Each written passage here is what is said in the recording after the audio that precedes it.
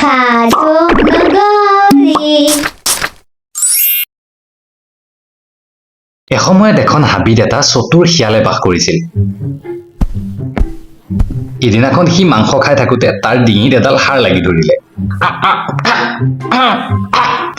হে ভগৱান, কি জুতিত ডিঙিত হাড়ডাল লাগিল, আগলৈও নাযায় পাছলৈও নাযায়।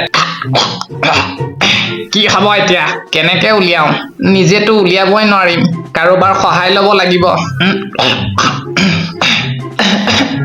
বিচাৰি যাওঁ ৰ, কাৰোবাক পাওঁ যদি সহায় বিচাৰি লওঁগৈ। এইবুলি শিয়ালে যাবলৈ ধৰিল। কিছুদূৰ গৈ সি এটা শহাক লগ পালে। শহা ভাইটি, মোক সহায় এটা কৰাচোন। মোৰ ডিঙিত এডাল হাড় লাগি ধৰিলে, তুমি উলিয়াই দিয়াচোন অকমান কষ্ট কৰি। মই আৰু তোমাক সহায়? সেইদিনা কথা পাহৰিলা নেকি? মোক যেন খাবলৈ খুজিছিলা। তোমাৰ কোনো বিশ্বাস নাই। এইটো মোক খাবৰ বাবে তোমাৰ এটা চলনাহে। নাই নাই নাই শিয়াল ককাই, তুমি যোৱা ইয়াৰ পৰা। শিয়ালৰ কাম নিসিজাত তাৰ পৰা আগুৱাই যাবলৈ ধৰিল। কিছুদূৰ গৈ সি এইবাৰ এটা বান্দৰক লগ পালে। বান্দৰ ককাই, অলপ সহায় কৰি দিয়াচোন মোক, তুমিতো মোৰ বন্ধু ন। কি হ'লনো শিয়াল? বন্ধু, মোৰ ডিঙিত এডাল হাড় লাগি ধৰিলে, উলিয়াবই পৰা নাই, বহুত কষ্টত আছো, তোমাৰ দীঘল হাতখনেৰে উলিয়াই দিয়া না। আৰে মই এতিয়া কল খাই আছো, দেখা নাই জানো তুমি? যোৱা যোৱা, আগুৱাই যোৱা, আন কাৰোবাক কৈছো আগত, মোক আমনি নকৰিবা। শিয়ালে দুখী হৈ তাৰ পৰা আগুৱাই গৈ থাকিল। এইবাৰ যাকেই পাওঁ তাকেই যিকোনো প্ৰকাৰে মনাবই লাগিব, কিবা এটা বুদ্ধি খটাই কামটো সিজাবই লাগিব। শিয়ালে গৈ গৈ এটা পুখুৰীৰ কাষ পালেগৈ। সেই পুখুৰীতে এটা বগলীয়ে মাছ বিচাৰি আছিল। বগলীৰ দীঘল ঠোঁটটো দেখি শিয়াল বৰ আনন্দিত হল। শিয়ালে বগলীৰ কাষ চাপি আহিল আৰু কবলৈ ধৰিলে, আজি বতৰটো বৰ ভাল, এই পুখুৰীটোত ঢেৰ মাছ আছে। তুমি অকলে অকলেনো কেইটা মাছ ধৰিবা? তুমি বিচাৰা যদি মই তোমাক সহায় কৰি দিব পাৰো। তুমি মোক সহায় কৰিবা? নিশ্চয় কৰিম। তোমালোক শিয়ালবোৰ বৰ চতুৰ, তোমালোকৰ বিশ্বাস নাই। বিনা স্বাৰ্থত তুমি মোক কিয় সহায় কৰিব বিচাৰিছা? আৰে নহয় বগলী ভাই, তুমি বৰ ভাল, তোমাৰ ঠোঁটটো ইমান দীঘল, মাত্ৰ এটাহে সমস্যা আছে, মোৰ ডিঙিত হাড় এডাল লাগি ধৰিলে, ওলাইয়ে অহা নাই। হয় নেকি? সেইটোহে কথা, ৰবা মই উলিয়াই দি আছো। বগলীয়ে তাৰ দীঘল ঠোঁটেৰে শিয়ালৰ ডিঙিৰ পৰা হাড়ডাল উলিয়াই দিলে। এতিয়া মোক মাছ ধৰি দিয়া।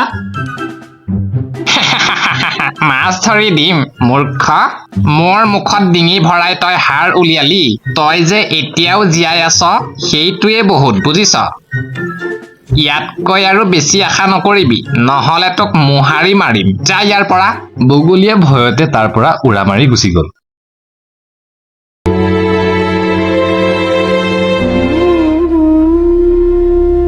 সকলো শেষ হৈ গল মহামন্ত্ৰী।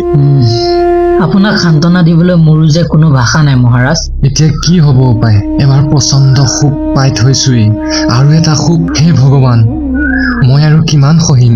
ধৈৰ্য ধৰাটো ভাল মহাৰাজ, ভগৱানে কিবা উপায় দিবও পাৰে। আৰু কি উপায় বাকী থাকিব পাৰে মহামন্ত্ৰী? দেশ বিদেশৰ উত্তম বেজ সকলেও মহাৰাণীক জীয়াই তুলিব নোৱাৰিলে। হে ঈশ্বৰ! মহাৰাজৰ জয় হওক, মহাৰাজৰ জয় হওক। কিবা খবৰ দ্বাৰপাল? এটা ভাল খবৰ আছে মহাৰাজ। ভাল খবৰ? শীঘ্ৰে কোৱা।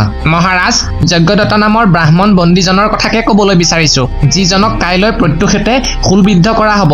ৰাজকোঁৱৰৰ ঘাতক বন্দীজনৰ কথাকে কৈছানে? হয় মহাৰাজ, তেওঁ বোলে মহাৰাণীক জীয়াই তুলিব পাৰিব। কি কলা? যদি সেয়ে সত্য, তেন্তে শীঘ্ৰে তেওঁক কাৰাগাৰৰ পৰা মুকলি কৰি ৰাণীৰ ওচৰলৈ লৈ যোৱা। জীৱা আজ্ঞা মহাৰাজ। এয়া সম্ভৱ হ'ব জানো মহামন্ত্ৰী? অসম্ভৱ নহয় মহাৰাজ, ঈশ্বৰে ইচ্ছা কৰিলে অসম্ভৱকো সম্ভৱ কৰিব পাৰে।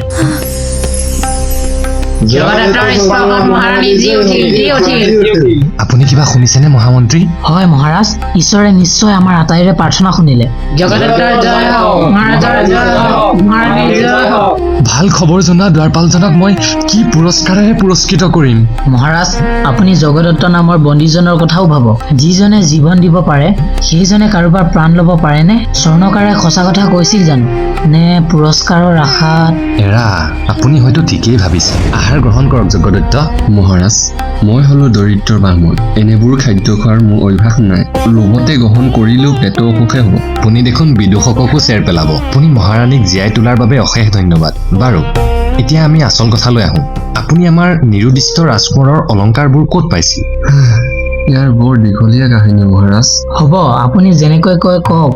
তীক্ষ্ণ বুদ্ধি মহাৰাজে সকলো বুজি পাব। তেন্তে শুনক মহাৰাজ, মই চমুৱাই কওঁ। মই বৰ দুখীয়া পৰিয়ালৰ লোক। আমি প্ৰায় লঘোণে থাকিবলগীয়া হয়। সেইবাবে মোক এলেহুৱা বুলি পত্নীয়ে সদায় ককৰ্থনা কৰে। তেওঁ ককৰ্থনা সহিব নোৱাৰি সেইদিনা মই ঘৰৰ পৰা ওলাই গলো। এনেদৰে গৈ গৈ এখন ডাঠ হাবিত সোমালো। এনেতে তাত বহুতো প্ৰাণী আৰ্তনাদ শুনি মই ঘাঁহেৰে আবৃত এটা কুৱাৰ কাষ পালোগৈ।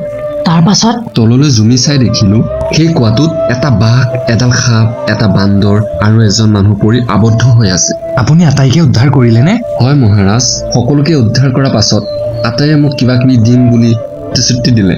বান্দৰ, বাঘ আৰু সৰ্পই নিশ্চয়কৈ এই প্ৰতিশ্ৰুতি ৰক্ষা কৰিলে। বান্দৰে মোক সুমিষ্ট ফল দিলে আৰু সি মোক বাঘৰ গুহালৈ লৈ গ'ল।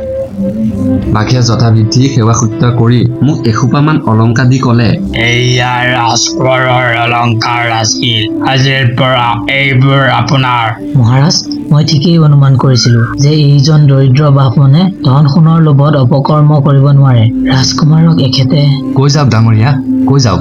আমাৰ দৰিদ্ৰতা নিবাৰণৰ অৰ্থে সেই অলংকাৰখিনি মই লৈ গৈ গাঁতৰ পৰা উদ্ধাৰ কৰা স্বৰ্ণকাৰজনৰ ওচৰ পালোগৈ। তেওঁ ক'লে, অলংকাৰখিনি এতিয়া মোক দিয়ক। ইয়াৰ সোধাসুধি পৰীক্ষা কৰি আনোগৈ। শুদ্ধ সোণ হলে আপোনাক উপযুক্ত মূল্য দিয়া হ'ব। এই বুলি কৈ তেওঁ প্ৰস্থান কৰিলে। আৰু ৰাজসভা পালেহি নহয়নে? তাৰ কথা বিশ্বাস কৰি মই আপোনাক বন্দী কৰিলো। চি। কিন্তু আপুনি মহাৰাণীক জীয়াই তুলিলে কেনেকৈ? বন্দী অৱস্থাতে মই অবিৰতভাৱে ঈশ্বৰৰ নাম স্মৰণ কৰিবলৈ ধৰিলো। অৱশেষত গাঁতৰ পৰা উদ্ধাৰ পোৱা সৰ্প আহি মোৰ সন্মুখত উপস্থিত হলহি আৰু মোক ক'লে, আপুনি চিন্তা নকৰিব। ঈশ্বৰৰ আদেশ আৰু মহাৰাণীৰ কপালৰ লিখন অনুসৰি মই তেওঁৰ গালৈ বিষ বান মাৰিম। আপোনাৰ স্পৰ্শৰ বাহিৰে কোনো চিকিৎসাই তেওঁক জীৱন্ত কৰিব নোৱাৰিব। সৰ্পৰ কথামতেই কাম হ'ল। মই সকলো বুজি পালো যজ্ঞদত্ত মহাশয়। আপুনি সম্পূৰ্ণ নিৰ্দোষী। আপোনাৰ নিৰ্দোষিতা প্ৰমাণৰ বাবে আৰু একোৰে প্ৰয়োজন নাই। আপোনাৰ কাৰ্যত সন্তুষ্ট হৈ মই এই মুহূৰ্তৰ পৰাই আপোনাক মন্ত্ৰিত্ব প্ৰদান কৰিলো। অশেষ ধন্যবাদ মহাৰাজ। ধন্যবাদৰ প্ৰয়োজন নাই মন্ত্ৰীবৰ যজ্ঞদত্ত। কোন ক'ত আছ? আদেশ কৰক মহাৰাজ। এখেতৰ পৰিয়ালটোক শীঘ্ৰেই সসন্মানে ৰাজকাৰেঙলৈ অনাৰ ব্যৱস্থা কৰিবলৈ কোৱা। সেই কৃতঘ্ন স্বৰ্ণকাৰজনক অতি শীঘ্ৰে বন্দী কৰি আনা। জীৱা আজ্ঞা মহাৰাজ। মহাৰাজ, এতিয়াবা কি চিন্তাত নিমগ্ন হৈছে? চিন্তা কৰা নাই মহামন্ত্ৰী, তুলনাহে কৰিছো। এমুঠি অন্নৰ বিনিময়ত সামান্য কুকুৰ এটাইও তাৰ প্ৰভুভক্তৰ পৰিচয় দিয়ে। ইয়াৰ বিপৰীতে জীৱনদাতাকো জীৱশ্ৰেষ্ঠ মনুষ্য জাতিয়ে তিলমাত্ৰ কৃতজ্ঞতাৰ উপহাৰ দিব নাজানে। তেন্তে শ্ৰেষ্ঠ কোন, মানুহ নে আন প্ৰাণী? এই প্ৰাণীবোৰক আমি অলপ মৰম স্নেহ আৰু ভালপোৱা দিব নোৱাৰোনে?